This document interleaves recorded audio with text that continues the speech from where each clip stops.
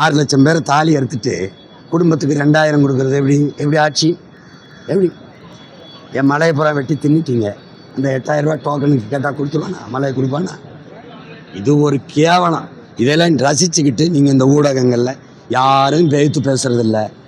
எப்படி உங்களால் சகித்துக்கிற முடியுது?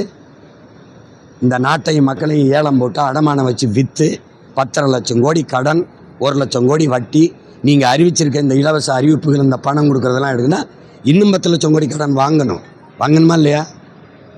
அதுக்கு வட்டி எவ்வளோ வரும்? மொத்த நாட்டின் பட்ஜெட்டே 3 லட்சம் கோடி தான்.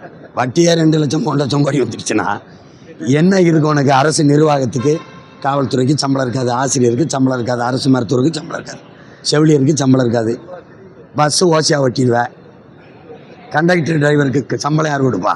உங்கள் சொத்தை வச்சுருந்து கொடுப்பீங்களா? சேட்டை தானே அதெல்லாம்.